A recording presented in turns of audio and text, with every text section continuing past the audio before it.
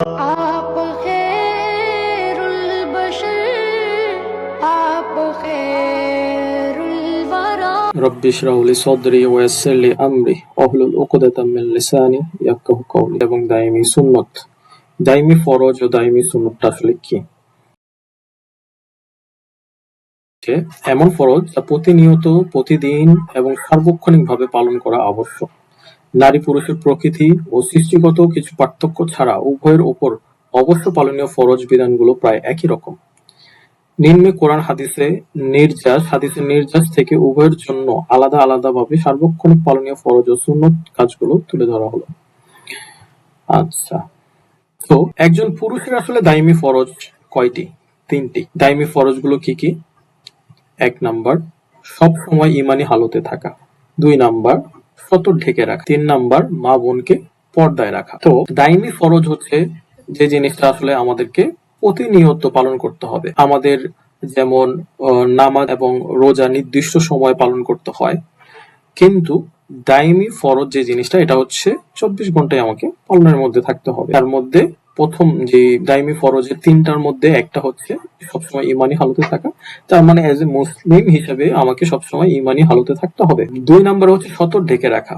তো একজন পুরুষের অবশ্যই তার উচিত সতর ঢেকে রাখা। এটা হচ্ছে দাইমি ফরজের 2য় নাম্বার। তার মানে হচ্ছে আপনি চাইলেই ভেয়াপনা, যেমন আজকালকার আমরা যে মিডিয়া স্ট্রিম গুলোতে দেখি, বিভিন্ন ফান হিসেবে দেখি যে অনেক কিছু যেগুলো খোলামেলা শরীর প্রদর্শন চলে, তো এইগুলো আসলে করা যাবে না। এটা হচ্ছে একজন মুসলিমের দাইমি ফরজের মধ্যে 2 নম্বরে পড়ে, যে সতর ঢেকে রাখতে হবে। তারপর হচ্ছে মা বোনকে পর্দায় রাখা। তো আমাদের সো কল সোসাইটি আমাদেরকে দেখা যায় অনেক সময় বলে যে পর্দার এত কেন লাগবে, ঠিক আছে, কোথায় বলা আছে? তো দেখা যাচ্ছে যে দাইমি ফরজের 3 নাম্বার পার্টি বলা হয়েছে মা বোনকে পর্দায় রাখা। তার মানে হাদিসে এমন একটা বিষয় আসছে যে নবী করিম সাল্লাল্লাহু আলাইহি ওয়াসাল্লাম বলছে যে তোমরা নিজেরা জাহান্নাম থেকে বাঁচো এবং তোমাদের পরিবারকে জাহান্নাম থেকে বাঁচাও। তো এর জন্য কি করতে হবে?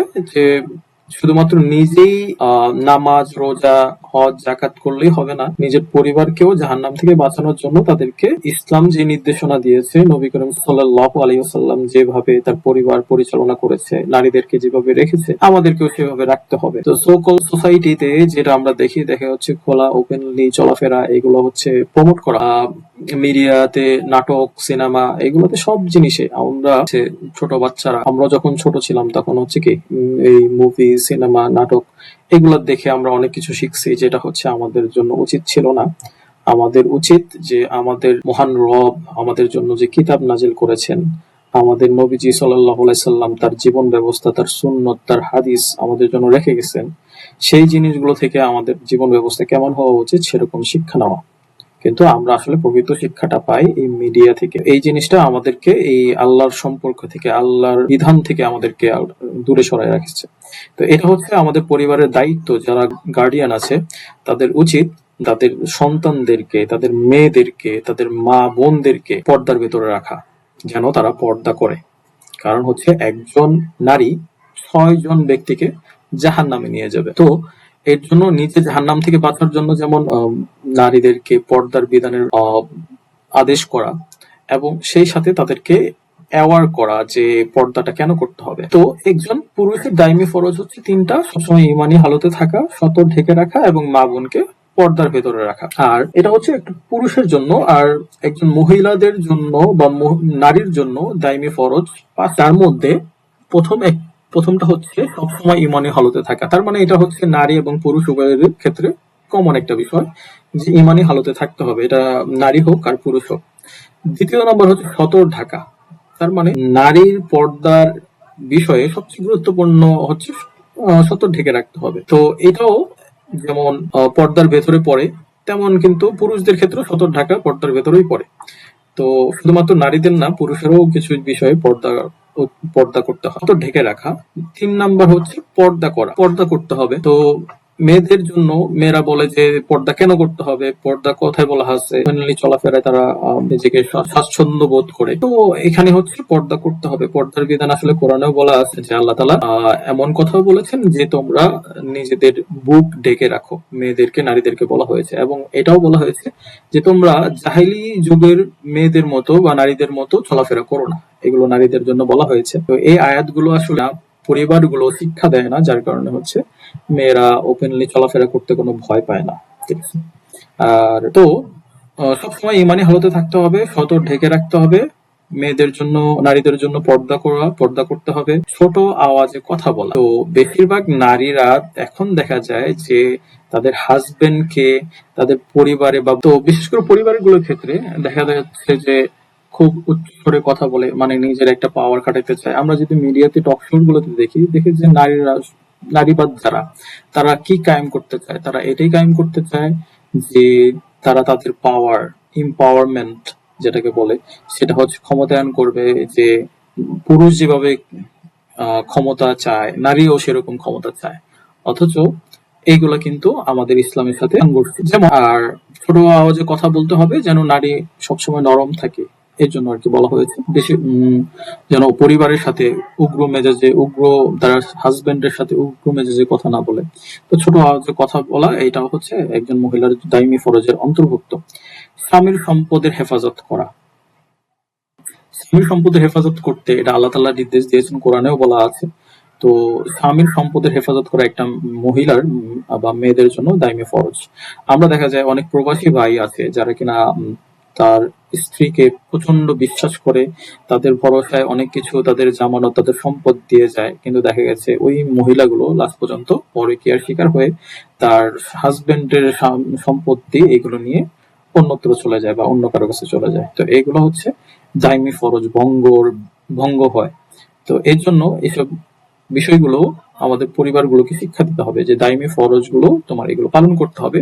এগুলোর জন্য আল্লাহ তাআলা তোমাদেরকে জবাবদিহিতার আওতাভুক্ত করবে। এ হলো দাইমি ফরজ। পুরুষের জন্য দাইমি ফরজ 3টি এবং মহিলাদের জন্য দাইমি ফরজ হচ্ছে 5টি। এগুলো আমরা জানার চেষ্টা করব, আমাদের পরিবারগুলোকে জানানোর চেষ্টা করব। তারপর দাইমি সুন্নত। পুরুষের জন্য দাইমি সুন্নত 10টি। 1 নাম্বার হচ্ছে শুধু গোসল এবং ঘুম ব্যতীত 24 ঘন্টা মাথায় টুপি রাখতে হবে। টুপি পরাটা কেন জরুরি সেটা হচ্ছে এই যে দাইমি সুন্নতের জন্য এই টুপি পরতে হবে। তো 2 নম্বরে বলা হয়েছে চুল সুন্নত তরিকায় কাটা। চুল কাটার সুন্নত তরিকা হলো 3টি। ক, সমস্ত চুল কেটে ফেলা, পেছনে বাবরি রাখা, মাথার চারপাশ থেকে সমান মাপে চুল কাটা, মোজ খাটো করা। 3 নাম্বার মোজ খাটো করা, 4 নাম্বার মেসওয়াক করা, 5 নাম্বার দাড়ি লম্বা রাখা, সুন্নতি পোশাক পরা, প্রতি সপ্তাহে কমপক্ষে একবার নখ কাটা, গুপ্ত স্থানের লোম পরিষ্কার করা, 41 দিনের মধ্যে কমপক্ষে একবার কাটতেই হবে, পায়খানার রাস্তায় ঢিলা বা টিস্যু, এবং 10 নাম্বার প্রস্রাবের রাস্তায় কুলুক টিস্যু ব্যবহার করা। এগুলো হচ্ছে একজন পুরুষের দাইমি সুন্নত। আমরা যদি ইসলামটাকে পরিপূর্ণভাবে মানার চেষ্টা করি, তাহলে হচ্ছে আমরা দেখব যে ইসলামের মতো সৌন্দর্য পরিপাটি আর কোনো ধর্মে নেই। দেখা গেছে আমরা প্রতিনিয়ত এই বিষয় মানার মাধ্যমে আমরা না চাইলেও নিজেদেরকে পরিষ্কার পরিচ্ছন্নের মধ্যে রাখতে পারি। আর একজন মহিলার জন্য দাইমি সুন্নত হচ্ছে 7টি। 1 নাম্বার মাথার চুল আশ্রিয়ে সুন্দরভাবে পরিপাটি রাখা, 2 নাম্বার মেসওয়াক করা, 3 নাম্বার সুন্নতি পোশাক পরিধান করা, কমপক্ষে 4 নাম্বার কমপক্ষে একবার নখ কাটা, সপ্তাহে কমপক্ষে একবার নখ কাটা, 5 নাম্বার গুপ্ত স্থানের লোম পরিষ্কার করা, 41 দিনের মধ্যে কমপক্ষে একবার কাটতেই হবে, 6 নাম্বার পায়খানার রাস্তায় ঢিলা টিস্যু ব্যবহার করা, 7 নাম্বার মাসিক চলাকালীন সময় পড়তে ব্যবহার করা। তার মানে ছেলেদের দাইমি সুন্নত হচ্ছে 10টি এবং মেয়েদের বা নারীদের দাইমি সুন্নত হচ্ছে 7টি। তো এর মধ্যে বেশিরভাগ জিনিসগুলোই হচ্ছে পুরুষদের এবং নারীদের মধ্যে মিল রয়েছে। তো হচ্ছে বাকি বিষয়গুলো আমরা দেখতে পাচ্ছি যে অনেকটাই মিল আছে। তবে ছেলেদের দাইমি সুন্নত 10টা, মানে 3টা বেশি, আর মেয়েদের বা নারীদের দাইমি সুন্নত হচ্ছে 7টা। এই বিষয়গুলো আমরা জানার চেষ্টা করব। আমাদের মধ্যে বড়রাই অনেকে জানে না, তো পরিবারে কি শিক্ষা দিবে? তো এর জন্য আমরা চেষ্টা করব যারা আমরা জানি আরেকজনকে জানানো। আমি জানলে আমার বন্ধুকে জানাবো, আমি আমার বন্ধু জানাবে আরেকজনকে, বা আমি আমার পরিবারকে জানাবো, আমার সন্তান, আমার ভাতিজা, এদেরকে জানাবো যেন তারা এগুলো পালন করে, বা এইসব বুঝ জ্ঞান আসার পর তারা যেন নিজেদেরকে এভাবে দাইমি ফরজ এবং সুন্নতের মধ্যে নিজেকে রাখে, সেটা যেন হয়। আমরা চেষ্টা করব আমাদের পরিবারগুলো দিয়ে, আমরা চেষ্টা করব আমাদের সমাজ, সোসাইটি এবং আমাদের বন্ধু সার্কেলদেরকে জানানোর মাধ্যমে আমরা চেষ্টা করব। তো এই হচ্ছে দাইমি ফরজ এবং দাইমি সুন্নত। আশা করি আমরা এ থেকে কিছুটা হলেও উপকৃত হব এবং বোঝার চেষ্টা করব। আর আমরা যদি আর একটু দাইমি ফরজ এবং সুন্নত জানতে চাই, অনেকে বলতে পারে যে আমার তো দাইমি সুন্নত এগুলো আমি সঠিকভাবে আরো কিভাবে জানবো। তো এর জন্য জানার জন্য চেষ্টা করতে পারি আমরা, যেমন আমরা গুগলে সার্চ দিয়ে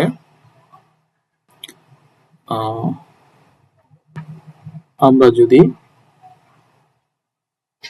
গুগলে সার্চ দিয়ে এতে যাই যদি আমরা জিজ্ঞেস করি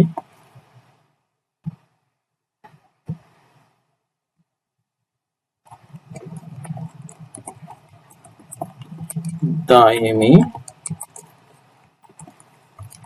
ফরজ কি, তো শেখার মাধ্যম অনেক আছে, শুধু জানতে হবে প্রসেসটা। দাইমি ফরজ কি, খুব সুন্দরভাবে সাজিয়ে সবকিছু দিয়ে দিয়েছে। দাইমি ফরজ বলতে এমন সব বিধানকে বোঝায় যা একজন মুসলিমের জন্য প্রতিনিয়ত, প্রতিদিন এবং সার্বক্ষণিকভাবে পালন করা আবশ্যক। এটি কোনো নির্দিষ্ট সময়ের জন্য সীমাবদ্ধ নয়, বরং জীবনের প্রতিটি মুহূর্তে এই দায়িত্বগুলো কার্যকর থাকে। দাইমি ফরজের উল্লেখযোগ্য কিছু উদাহরণ হলো ইমানি হালতে থাকা, সতর ঢেকে রাখা, জিকির কলব ও হালাল উপার্জন। তার মানে এখানে ইয়াই তার মতো করে সাজিয়ে দিয়েছে। আর আমি যেটা দেখিয়েছি এটা হচ্ছে আমাদের যেটা আসলে অ্যাকচুয়ালি কয়টা ফরজ এবং কয়টা সুন্নত সেভাবে। তো এই হচ্ছে মাধ্যমগুলো, এইভাবে আমরা শিখতে পারি, জানতে পারি। আশা করি এই জিনিসগুলো আমাদের জন্য উপকার হবে এবং আমরা সবাই এগুলো জানার মাধ্যমে নিজেরাও উপকৃত হব। সদাকুল্লাহুল আলিউল আযীম।